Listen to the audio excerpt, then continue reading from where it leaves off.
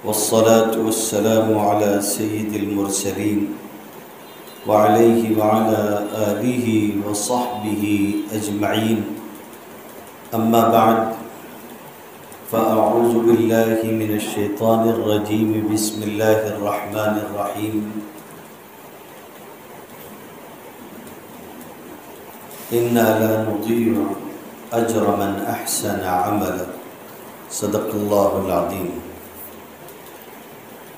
قرآن مجید کی ایک آیت مبارکہ کا ایک حصہ اس موقع پر آپ کے سامنے پڑھا گیا۔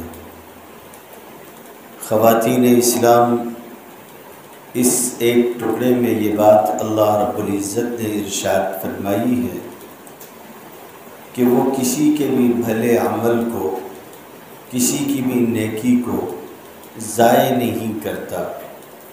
جو نیکی ہے اس نیکی کو اللہ تعالی محفوظ رکھتے ہیں، اور یہ دنیا اعمال کی جگہ ہے۔ کل قیامت کے دن اللہ تعالی اس نیکی کو نکالیں گے اور کرنے والے کو اس کا بدلہ دیں گے۔ اس میں کوئی بحث نہیں ہے کہ نیکی کرنے والا مرد ہے یا نیکی کرنے والی عورت ہے۔ اعمال کے اعتبار سے دونوں برابر ہیں۔ مختلف موقعوں پر اللہ کے نبی صلی اللہ علیہ وسلم نے مختلف نصیحتیں اپنی امت کے مختلف طبقات کو کی ہیں۔ مردوں کو کچھ نصیحت کی، کچھ بچوں کو کی، کچھ عورتوں کو کی۔ علماء کے لیے الگ نصیحتیں ہیں، عوام کے لیے الگ ہیں۔ ہر ایک کے لیے موقع و محل کے اعتبار سے جناب نبی کریم صلی اللہ علیہ وسلم نے نصیحت فرمائی۔ اعمال ہم میں سے ہر ایک کو کرنے ہیں، نیکیاں ہر ایک کو کرنی ہیں۔ یہ زندگی اللہ تعالیٰ نے دی ہی اسی لیے ہے کہ ہم اس زندگی میں نیک اعمال کر کے آخرت کو اور آنے والی کل کی زندگی کو بنائیں۔ یہ موت و حیات کا سلسلہ، یہ شب و روز، یہ نشیب و فراز، یہ آتے جاتے دن و رات، یہ ساری چیزیں اسی لیے ہیں کہ یہ جو موقع ہمیں ملا ہوا ہے ہم اس کو غنیمت جانیں، اور یہ جو زندگی اللہ رب العزت نے دی ہے اس زندگی کو آخرت کی کھیتی بنائیں، اور اس کے ذریعے سے ایسی فصل پیدا کرنے کی کوشش کریں جو آخرت میں ہمارے لیے کامیابی کا ذریعہ ہو۔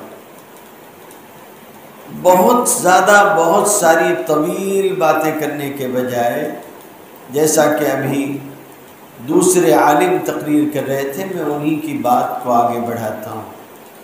کچھ کام ہیں، کر لیجئے۔ ان کاموں کے کرنے کے نتیجے میں میں امید کرتا ہوں کہ آپ ولایت کا نور حاصل کر لیں گے۔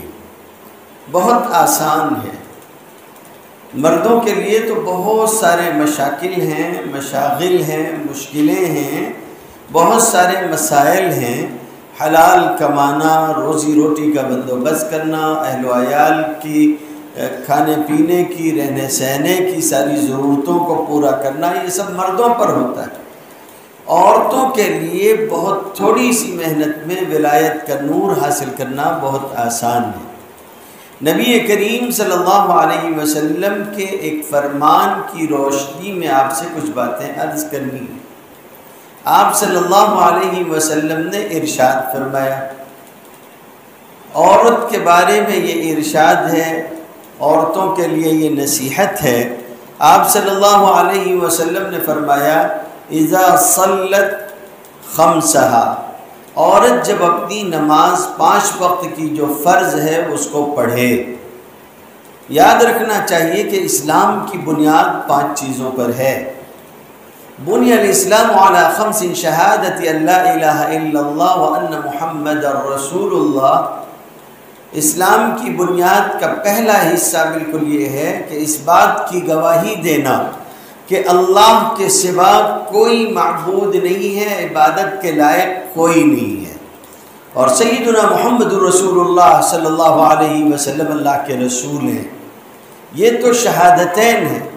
اللہ کے ہونے کی گواہی دینا، اس کے معبود برحق ہونے کو تسلیم کرنا، اور یہ کہ نبی کریم صلی اللہ علیہ وسلم اللہ کے رسول ہیں، اس کے بندے ہیں، اس کی گواہی ہے۔ پھر اس کے بعد 4 چیزیں ہیں جن میں سے 2 امت کے تمام طبقوں پر لازمی اور ضروری ہیں، اور 2 وہ ہیں کہ انسان کے پاس اسباب و وسائل ہو تو لازمی اور ضروری ہوتی ہیں۔ فرمایا کہ وَإِقَامِ الصَّلَاةِ وَإِيتَاءِ الزَّكَاةِ وَصَوْمِ رَمَضَانَ وَالْحَجِّ۔ پہلی ایک چیز تو یہ ہے کہ اللہ کے معبود ہونے کی گواہی دینا اور محمد صلی اللہ علیہ وسلم کے رسول ہونے کی، نبی ہونے کی گواہی دینا۔ اس کے بعد فرمایا نماز کو قائم کرنا، زکوٰۃ کو ادا کرنا، روزے رکھنا اور حج کرنا۔ ظاہر ہے زکوٰۃ اور روزہ اس وقت ہے جب آپ کے پاس وسعت ہو، مال ہو، آپ کے پاس استطاعت ہو۔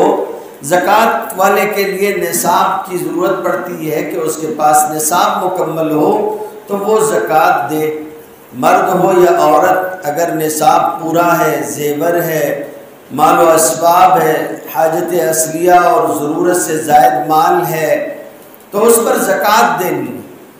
اسی طریقے سے استطاعت ہے تو حج کرنا۔ ان دونوں چیزوں میں بھی بہت احتیاط کرنی چاہیے۔ نبی کریم صلی اللہ علیہ وسلم نے فرمایا وَلَمْ يَمْنَعُوا زَكَاةَ أَمْوَالِهِمْ، کوئی قوم زکوٰۃ کو نہیں روکتی یہاں تک کہ مُنِعُ الْقَطْرَ مِنَ السَّمَاء، آسمان سے ان پر بارش بند ہو جاتی ہے، قحط پڑ جاتا ہے۔ اس لیے زکوٰۃ اگر ہے، اللہ نے اسباب دیا ہے تو زکوٰۃ ضرور دیں۔ اور اس کے بعد فرمایا یہ بھی ہے کہ ایک چیز حج کرنا، استطاعت ہے، مال اللہ نے دیا ہے تو حج کریں۔ یہ دونوں چیزیں مال و اسباب سے اور استطاعت سے متعلق ہیں۔ اور حج کا معاملہ بھی بہت اہمیت کا ہے۔ لوگ ٹالتے ہیں، ابھی بچے کی شادی ہو جائے، ابھی فلاں ہو جائے اور فلاں ہو جائے، ہم اس وقت تک نہیں کریں گے۔ حالانکہ جب حج فرض ہو جائے تو حج کرنا ہے۔ نبی کریم صلی اللہ علیہ وسلم نے فرمایا جس پر حج فرض ہو اور اس کے بعد وہ حج نہ کرے تو چاہے یہودی ہو کے مرے، چاہے نصرانی ہو کے مرے۔ تو ان دونوں چیزوں کا خاص خیال کرنا چاہیے۔ البتہ دین کی بنیاد 5 چیزوں پر تھی، جن میں سے 3 آپ سمجھ چکی ہیں، 2 چیزیں اور ہیں جو سب پر ہیں۔ 5 وقت کی نماز پڑھنا مردوں اور عورتوں دونوں پر فرض ہے، اور اسی طریقے سے رمضان کے روزے رکھنا۔ تو یہ اسلام کی بنیاد ہیں، اسلام کے ارکان ہیں جن کے اوپر عمل کرنا لازمی اور ضروری ہے۔ نبی کریم صلی اللہ علیہ وسلم نے ارشاد فرمایا کہ عورت اذا صلت خمسها، اذا صلت المرأة خمسها، جب عورت 5 وقت کی نماز پڑھے۔ نماز فرض و واجب ہے۔ جن دنوں میں نماز نہیں پڑھی جا سکتی ان دنوں میں تو نماز عورتیں نہیں پڑھیں گی، البتہ باقی دنوں میں مکمل لازمی طور پر پابندی ہونی چاہیے۔ کسی قسم کا کوئی تساہل، کسی قسم کی کوئی کمی بیشی، کسی قسم کا کوئی ٹال مٹول نماز میں نہیں ہونا چاہیے۔ بنیادی چیز ہے جس کی ادائیگی ہر مسلمان مرد پر اور ہر مسلمان عورت پر لازم ہے۔ بہت بڑی فضیلت اس پر منحصر ہے۔ ولایت کا نور حاصل کرنے کے لیے اور کمال تقوی و طہارت و پرہیزگاری حاصل کرنے کے لیے اگر کوئی یہ سمجھتا ہے کہ اس کا راستہ نماز کے بغیر ہو کر گزر جائے گا تو ایسا نہیں ہے۔ ایسا شخص جو پیر بنا ہوا اور نماز نہ پڑھتا ہو، اور ایسا مسلمان جو اپنے آپ کو بہت پہنچا ہوا بتائے مگر نماز نہ پڑھتا ہو، تو علماء نے لکھا جھوٹا ہے، کذاب ہے، دجال ہے، اپنے اس دعوے میں وہ جھوٹا ہے۔ اس لیے کہ کوئی بھی ولی اس وقت تک ولی نہیں ہو سکتا جب تک کہ وہ نماز کی پابندی نہ کرے۔ تو جب نبی کریم صلی اللہ علیہ وسلم نے بیان فرمایا تو پہلی بات ارشاد فرمائی اذا صلت المرأة خمسها، نماز کو ٹالنا نہیں چاہیے۔ عورتوں کے لیے تو آسانی ہے، ان کو مسجد بھی نہیں جانا ہے، ان کو جمعہ اور عیدین بھی نہیں ہے، وہ تو گھر کے اندر آرام سے اپنی نماز پڑھ سکتی ہیں۔ تو جو سہولت شریعت نے دی ہے اس میں کوئی کمی بیشی نہیں ہونی چاہیے، نماز پوری ہو اور اہتمام سے پڑھی جائے، نماز کو یوں ہی ادا نہ کر دیا جائے۔ یہاں یہ بات ذہن میں رکھنا چاہیے کہ وہ جو حدیث ہم نے ارکان والی پڑھی تھی اس میں اقامت صلاۃ، صرف ادائے صلاۃ نہیں بلکہ اقامت صلاۃ پایا جانا چاہیے، نماز قائم کرو۔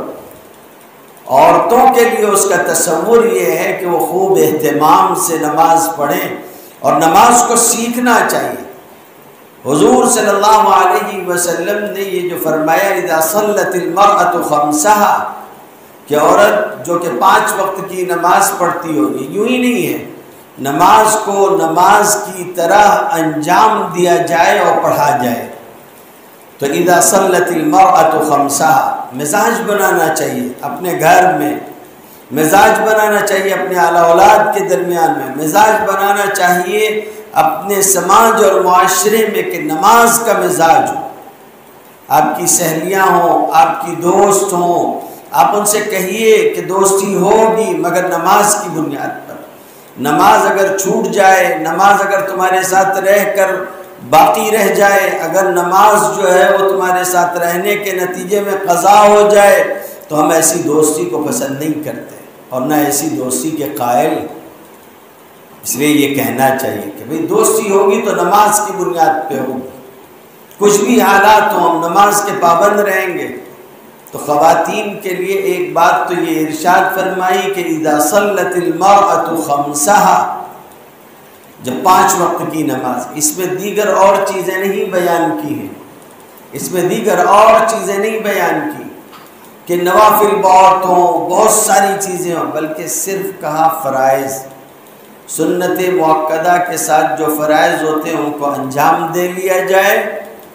اتنی نماز اذا صلت المرأة خمسہا۔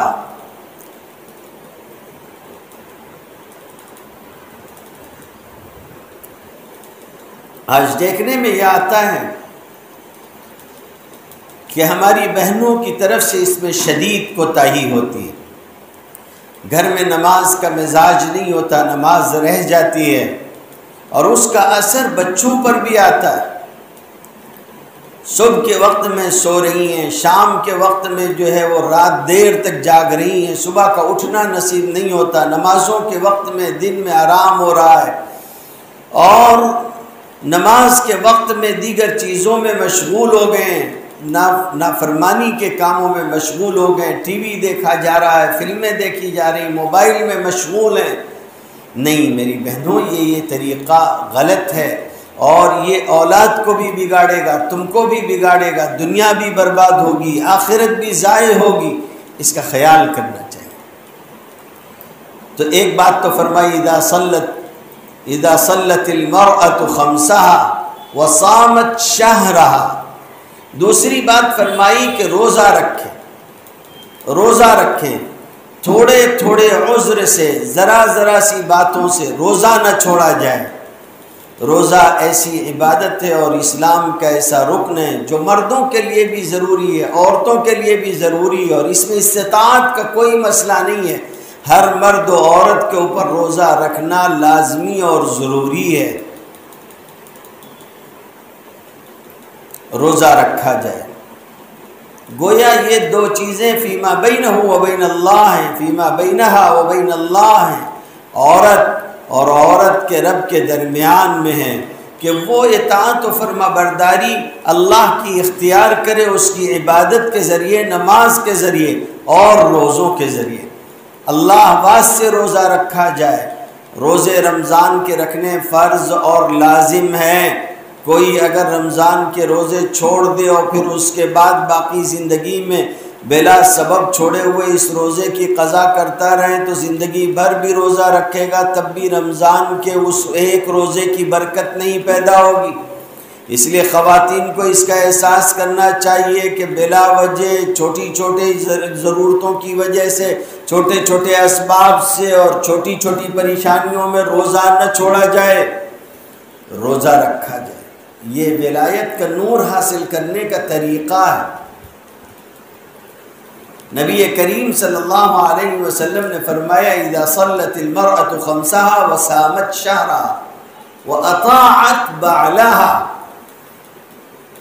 اپنے شوہر کی اطاعت کرے، شوہر کی اطاعت اور فرمانبرداری کی طرف ابھارا ہے۔ اور ظاہر سی بات ہے کہ عورت کی زندگی میں اور ایک شادی شدہ خاتون کی زندگی میں جس کا حق سب سے زیادہ ہے وہ اس کا شوہر ہے۔ یہاں یہ بات ذہن میں رکھنی چاہیے، چونکہ ہم نصیحت آپ کو کر رہے ہیں اور نبی کریم صلی اللہ علیہ وسلم کا رخ بھی عورتوں کو نصیحت کی طرف تھا، اس لیے وہی باتیں ارشاد فرمائی جو عورتوں سے متعلق ہیں۔ اس کا یہ مطلب نہیں ہے کہ صرف شوہروں کا حق بیویوں کے اوپر ہے، بیویوں کا حق بھی شوہروں کے اوپر ہے، لیکن اس کا مقام الگ ہے، مردوں سے الگ بیان کیا جائے گا۔ تو یہاں یہ بیان کیا جا رہا ہے، نبی کریم صلی اللہ علیہ وسلم نے فرمایا کہ وہ اطاعت بعلہا، اپنے شوہر کی اطاعت اور فرمانبرداری کرنے والی ہو۔ اطاعت اور فرمانبرداری شوہر کی ہونی چاہیے۔ یہ جو آج کل مزاج چل پڑا ہے کہ اس کی بات سن کر اور اس کی بات سن کر اور اس کے کہنے میں آ کر اور اس کے کہنے میں آ کر شوہر کی نافرمانی کی جاتی ہے، قطعاً درست نہیں ہے۔ شوہر کا اختیار تو اتنا زیادہ ہے کہ بیوی کے گھر والوں کو بھی اللہ رب العزت نے فرمایا کہ تمہارا اختیار شوہر سے کم ہے، شوہر کا اختیار تم سے زیادہ ہے۔ کسی آدمی نے خدا نخواستہ اگر اپنی بیوی کو طلاق دے دی ہو اور طلاق دے دینے کے بعد عدت گزر جائے اور اس کے باوجود دونوں ایک دوسرے کے ساتھ رہنا چاہتے ہوں، تو دونوں اگر طلاق رجعی ہے تو نیا نکاح کر کے نئے مہر کے ساتھ رہ سکتے ہیں، اور اس میں اولیاء کو اور عورت کے گھر والوں کو اس کے روکنے کا کوئی حق نہیں ہے۔ معقل ابن یسار نے جناب نبی کریم صلی اللہ علیہ وسلم کے سامنے ایک بات رکھی تھی، ہوا یہ تھا کہ معقل ابن یسار کی بہن نے ایک شخص سے جب ان کا نکاح ہوا تو زندگی گزرنے کے بعد معقل ابن یسار کی بہن کو ان کے بہنوئی نے طلاق دے دیا اور عدت کی مدت میں رجوع بھی نہیں کیا، اور عدت گزر گئی اور اس کے بعد آیا اور کہتا ہے کہ میں اس کو پھر سے رکھنا چاہتا ہوں، اور معقل ابن یسار کی بہن بھی جانا چاہتی تھی، مگر معقل ابن یسار نے کہا کہ تمہیں ہرگز ہم اپنی بہن اب نہیں دیں گے، تم کو ہم نے شرافت اور کرامت سے نوازا تھا، تم نے طلاق دیا، عدت میں رجوع بھی نہیں کیا، اب آ کے کہتے ہو تو ہم ہرگز تمہارے ساتھ نہیں بھیجیں گے۔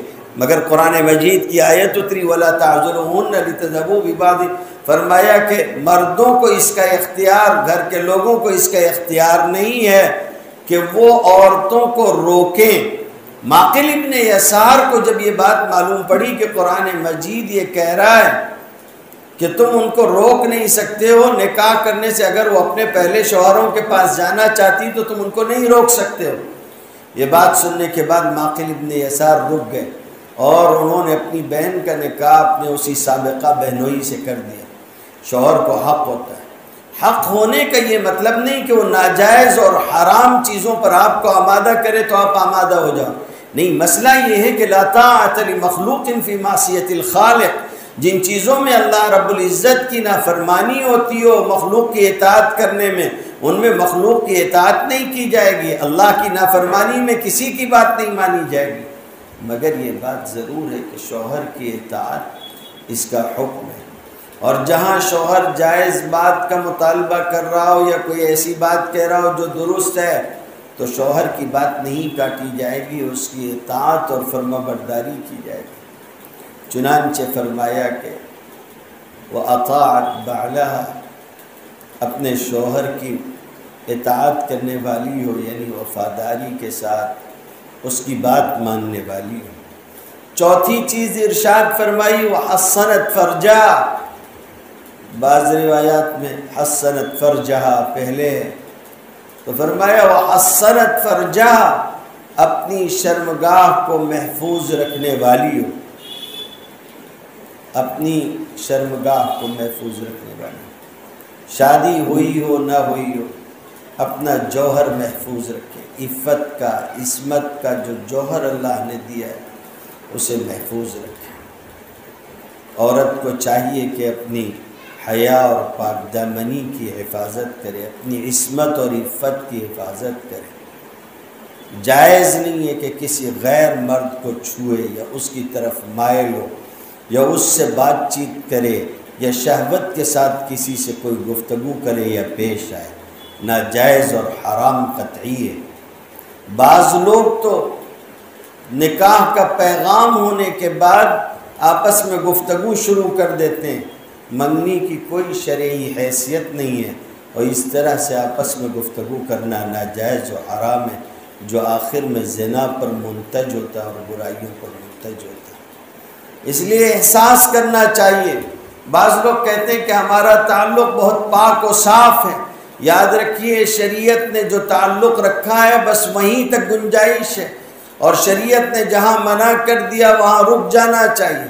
فرمایا وَحَصَّنَتْ فَرْجَهَا، اپنی شرمگاہ کی حفاظت کرنے والی ہو۔ کتنی باتیں بیان فرمائی گئی، 4 باتیں بیان کی گئی، ذہن میں رکھنا چاہیے، صرف 4 باتیں۔ اذا صلت المرأة خمسها، جب عورت 5 وقت کی نماز پڑھے، وصامت شہرها، رمضان کے روزے رکھے، اور اسی کے ساتھ ساتھ فرمایا وَأَطَاعَتْ بَعْلَهَا، اپنے شوہر کی اطاعت و فرمانبرداری کرے، وَحَصَّنَتْ فَرْجَهَا، اور اپنی شرمگاہ کی حفاظت کرے۔ 4 چیزیں کرے، 4 چیزوں کا وعدہ چاہیے اور 4 چیزوں پر عمل کرنا ہے۔ جب کوئی عورت اس کو پورا کر لے گی تو اس کے اوپر نبی کریم صلی اللہ علیہ وسلم نے فضیلت کو بیان فرمایا ہے۔ نماز پڑھو، روزہ رکھو، شوہر کی اطاعت و فرمانبرداری کرو، اور اپنی شرمگاہ کو ناجائز تعلقات اور ساری چیزوں سے بچا کر رکھو، اپنی عفت اور پاک دامنی کی حفاظت کرو۔ حضور صلی اللہ علیہ وسلم نے ارشاد فرمایا اب اتنا ہو جانے کے بعد دخلت من ای ابواب الجنت شاءت، جس دروازے سے چاہے اس دروازے سے جنت میں داخل ہو جائے، جس دروازے سے چاہے اس دروازے سے جنت میں داخل ہو جائے۔ ایک عورت کے لیے کتنی آسانی ہے اور کتنی سہولت سے اللہ نے اس کے لیے جنت کا دروازہ کھول دیا۔ میری بہنوں، بہت محبت سے یہ بات عرض کرنی ہے کہ وہ بندی جس کی زندگی میں عبادات نہ ہو، وہ بندی جس کے اندر اللہ کے نام پر بھوکے اور پیاسے رہنے اور اللہ کی مرضی کے مطابق پورا دن کھانے پانی سے دور رہنے کی بات نہ ہو، وہ عورت جو اللہ کے نام پر اپنے اور اپنی حیا اور پاک دامنی کی حفاظت نہ کر سکتی ہو، اطاعت اور فرما برداری کا جذبہ اس کے اندر اپنے شوہر کے لیے نہ ہو، تو ایسی بندی کو مسلمان کہنے کا فائدہ کیا ہے؟ ایمان کا، یقین کا، اسلام کا کوئی تو فائدہ ہونا چاہیے۔ آج کے دنوں میں جو سب سے زیادہ کوششیں کی جا رہی ہیں وہ یہی ہے کہ ایک مسلمان کے اندر سے عبادتوں کا تصور ختم ہو جائے، ایک مسلمان کے اندر سے تحمل اور برداشت ختم ہو جائے، مسلمان کے اندر بے راہ روی آ جائے، مسلمان کے اندر حقوق تلفی آ جائے، یہی چاہا جا رہا ہے۔ اور نبی کریم صلی اللہ علیہ وسلم نے اسی کا توڑ 1400 برسوں پہلے سکھا دیا تھا۔ تمہارے اندر اللہ کی اطاعت و فرما برداری ہونی چاہیے، اللہ کے نام پر برداشت کرنے کا حوصلہ اور جذبہ ہونا چاہیے، اور اللہ کے نام پر جو حقوق اللہ نے طے کیے ہیں ان کو انجام دینے کی کوشش کرنی چاہیے، اور اسی طریقے سے اللہ نے جو تقاضے حیا اور پاک دامنی کے رکھے ہیں اس کو پورا کرنا چاہیے۔ پوری کوشش کی جا رہی ہے کہ کسی طرح آپ کو دین و ایمان سے محروم کیا جائے، عبادات سے محروم کیا جائے، اخلاق سے عاری کر دیا جائے، میرا جسم اور میری مرضی کے نام پر آپ کو آبرو باختہ اور بے حیا بنا دیا جائے، اور فیشن کے نام پہ کپڑے اتروا دیے جائیں، اور اپنی مرضی اور اپنی زندگی کے نام پر شوہروں کی اطاعت اور فرمانبرداری سے نکال دیا جائے، اور لبرلزم کے نام پر میں اپنی مرضی سے جی سکتی ہوں، شوہر پابندی نہیں لگا سکتا، اس طرح کی باتیں کروا کر یہ چاہا جا رہا ہے کہ آپ کو آپ کی ذمہ داریوں سے خالی کر کے آپ کے جوہر سے محروم کر دیا جائے۔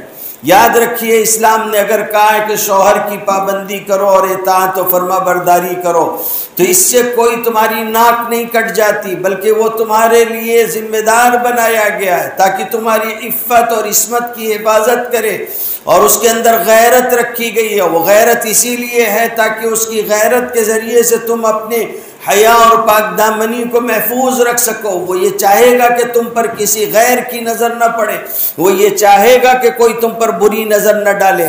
اگر وہ بھائی ہے تو بھائی کو اپنی بہن کے لیے غیرت ہوگی، اور بیٹا ہے تو ماں کے لیے غیرت ہوگی، اور شوہر ہے تو بیوی کے لیے غیرت ہوگی۔ مردوں کو اللہ نے غیرت سے نوازا ہے تاکہ وہ اس کائنات کے اندر دوسروں کی بہو بیٹیوں کی عزت کو بھی محفوظ رہنے دیں اور اپنی بہو بیٹیوں کی عزت کو بھی محفوظ رکھیں۔ اگر کہا گیا ہے کہ باپ کو بیٹی کے اوپر حق حاصل ہے، اور کہا گیا ہے کہ جو ہے باپ نہ ہو تو بھائی بہن کے لیے ولی ہوگا، اور اگر یہ کہا گیا ہے کہ شادی کے بعد شوہر بیوی کا ذمہ دار ہوگا، تو اس کا مطلب یہ نہیں ہے کہ آپ ماتحت اور وہ حاکم ہے اور آپ ہمیشہ مجبور ہو اور ہمیشہ ان کو اختیار ہے، ایسا نہیں ہے، بلکہ یہ ایک نظام کو قائم رکھنے کے لیے۔ مغربی تہذیب تو آپ کو دھوکہ دینا چاہتی ہے۔ آج بچیوں کو یہ ذہن دیا جا رہا ہے کہ میں کما کھا سکتی ہوں اور میں اپنی زندگی گزار سکتی ہوں اور میں اپنے طور پر رہوں گی، اور سیریل اور ڈرامے اور فلمیں دیکھ دیکھ کر ان کے اندر بھی بغاوت کا رجحان پیدا ہو رہا ہے۔ ان سب کا نتیجہ کیا ہوتا ہے؟ ان سب کا نتیجہ یہ ہوتا ہے کہ عورتیں اپنے لیے مشقت میں اضافے کے سوا اور کچھ نہیں کرتی۔ وہ لطیفہ مشہور ہے کہ کوئی کسان کے پاس سے کوئی شہری راستے سے گزرا، اس نے دیکھا کہ بھینس ہل میں جوتی ہوئی ہے اور ہل چلا رہی ہے، اور بیل چھپر کے نیچے جہاں بھینس بندھی رہتی تھی آرام سے کھڑے چارہ کھا رہے ہیں۔ تو اس نے کسان سے کہا، او بے وقوف آدمی، بھینس دودھ کے لیے ہوتی ہے، نسل کے لیے ہوتی ہے، بچوں کے لیے ہوتی ہے، اس کے بچے بڑھتے ہیں، نسل چلتی ہے، اس سے جانور بڑھتے ہیں، وہ اس لیے نہیں ہوتی کہ اس سے ہل چلوایا جائے۔ اس نے کہا، بھائی میں بھی یہ جانتا ہوں۔ اس نے کہا کہ یہ بیل یہاں بندھے ہوئے بیل تو ہل چلانے کے لیے ہیں، ان کو یہاں کیوں باندھ رکھا ہے؟ یہ آرام سے چارہ کھا رہے ہیں۔ اس نے کہا یہ بھی میں جانتا ہوں۔ کسان نے کہا لیکن کیا کروں؟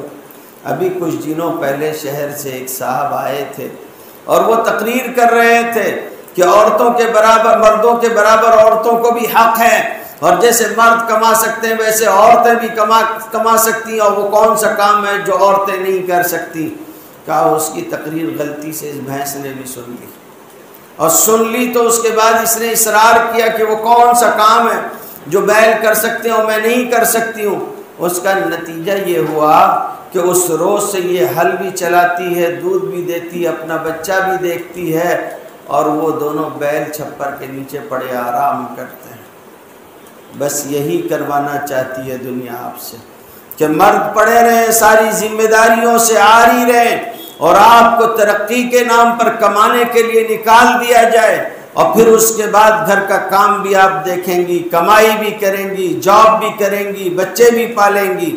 ایک زندگی یہ ہے جس کو لوگ آزادی کی زندگی کہتے ہیں، اور ایک زندگی وہ ہے جو اسلام نے دی کہ شہزادی کی طرح گھر میں رہو، عفت اور عصمت کے ساتھ رہو، کوئی تم پر بری نظر بھی نہیں ڈال سکے گا، اور تمہارا ذمہ دار تمہارا شوہر کمائی کرے گا اور محنت مزدوری کرے گا، خون پسینہ ایک کر کے بہرحال تمہارے کھانے پینے کا انتظام کرے گا، تمہارے رہنے سہنے کا انتظام کرے گا، تمہارے پہننے اوڑھنے کا انتظام کرے گا۔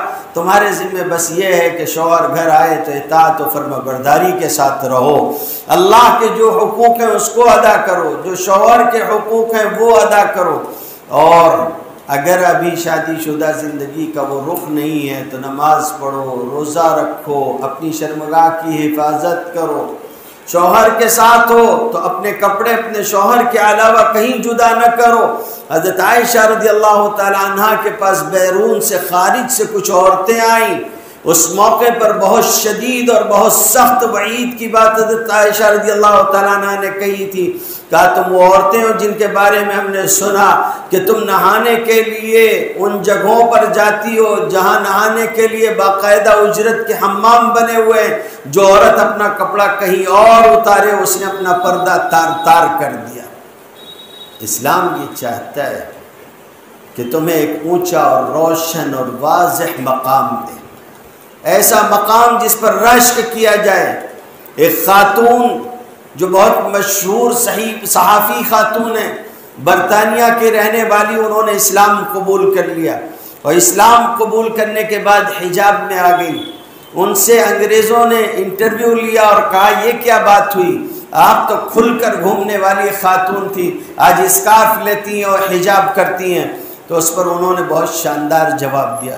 انہوں نے کہا اگر میں اسلام کی روح سے کوئی جواب دوں تو تم شاید اس کو نہ مانو، میں تمہیں تاریخ کے حوالے سے جواب دیتی ہوں۔ تاریخ تم نے بھی پڑھی اور تاریخ ہم نے بھی پڑھی ہے۔ میں تمہیں یہ بتانا چاہتی ہوں کہ یہ بات یاد رکھو کہ انسان پہلے پتھر کے دور میں جیتا تھا، جب پتھر کے دور میں جیتا تھا تو ننگا رہتا تھا، پھر اس نے شکار کھیلنا سیکھا، شکار کرنے کے بعد اس نے کھالوں کو اپنے جسم پر لپیٹنا شروع کیا۔ تمہاری لکھی ہوئی تاریخ یہ بتاتی ہے کہ انسانوں نے جانوروں کی کھالوں سے اپنا لباس بنایا، پھر وہ ترقی کرتے گئے اور رفتہ رفتہ آج انہوں نے پورا لباس پہننا سیکھا۔ پھر تم نے عورت کا لباس اتارنا شروع کیا اور اسے ننگا کرنا شروع کیا۔ اسلام نے مجھے پورا لباس دیا ہے، تم میرا لباس اتروا کر کیا پھر مجھے واپس پتھر کے دور میں لے جانا چاہتے ہو؟ اس لیے یہ یاد رکھیے کہ آپ دنیا والوں کے لیے شو پیس نہیں ہیں، یہ یاد رکھیے کہ آپ دنیا والوں کے لیے اپنی نگاہیں سینکنے اور اپنی نظر کو لبھانے اور رجھانے کا ذریعہ نہیں ہیں، اور یہ یاد رکھیے کہ اللہ تعالیٰ نے آپ کو شہزادی بنایا ہے اور آپ کو عزت کی زندگی دی ہے، آپ کوئی طوائف اور راستے پہ چلتی ہوئی بکاؤ چیز نہیں ہے۔ اگر فیشن کے نام پہ آپ کو لگتا ہے کہ دنیا آپ کے لیے بہت اچھا کر رہی ہے تو یہ یاد رکھیے کہ یہ 2 دن کی چاندنی اور اس کے بعد اندھیرا ہے، اور اس کے بعد سوائے دنیا اور آخرت کے خسارے کے اور کچھ نہیں۔ اسلام کے احکام مرد ہوں یا عورت جس کے لیے بھی ہیں، یہاں تک کہ جانوروں کے لیے بھی، وہ ان کو ان کی حیات کی، وہ ان کو ان کے حقوق کی، وہ ان کے لیے ان کے فطری جذبات کی ضمانت ہے، اور اس ضمانت سے آگے کوئی اور چیز نہیں ہے۔ اس لیے کہ یہ دین فطرت ہے، اور اللہ تعالیٰ نے فطری تقاضوں کے تحت اس دین کو اتارا ہے۔ اس لیے مجھے آپ سے یہ عرض کرنا ہے کہ یہ 4 چھوٹی چھوٹی باتیں جناب نبی کریم صلی اللہ علیہ وسلم نے ارشاد فرمائی ہیں، اس پر عمل کر لیجئے، انشاءاللہ آخرت میں جنت کے دروازے آپ کے لیے کھلے ہوں گے۔ کتنی بڑی بات فرمائی گئی کہ جو عورت 5 وقت کی نماز پڑھے، روزوں کا اہتمام کرے، اپنی شرمگاہ کی حفاظت کرے اور شوہر کی اطاعت و فرما برداری کرے، جس دروازے سے چاہے جنت میں اس دروازے سے داخل ہو جائے۔ یہ کسی عام انسان کا کہنا نہیں ہے، یہ کہنا اس شخصیت کا ہے جو صادق المصدوق ہے، اس شخصیت کا ہے جس کا کہنا خدا کا کہنا مانا گیا، کہ وہ اپنی مرضی سے کچھ نہیں کہتا، وما ينطق عن الهوى ان هو الا وحی یوحی۔ یہ تو حضور صلی اللہ علیہ وسلم کا وعدہ ہے، ان کی ضمانت ہے، ان کی گارنٹی ہے کہ جو عورت یہ کام کر لے گی وہ جنت کے جس دروازے سے قیامت کے دن چاہے داخل ہو سکتی ہے۔ اللہ آپ سب کو سمجھنے کی و عمل کرنے کی ہم سب کو توفیق عطا فرمائے۔ وآخر دعوانا الحمد للہ رب العالمین۔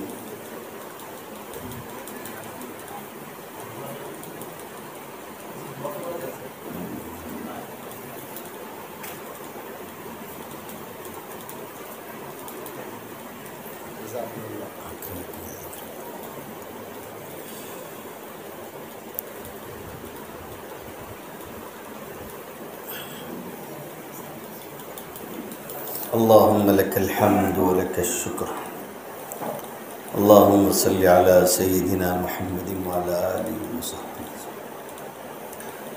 اللہ جمع ہونے کو قبول فرمائیں، ہم سب کے گناہوں سے درگزر فرمائیں۔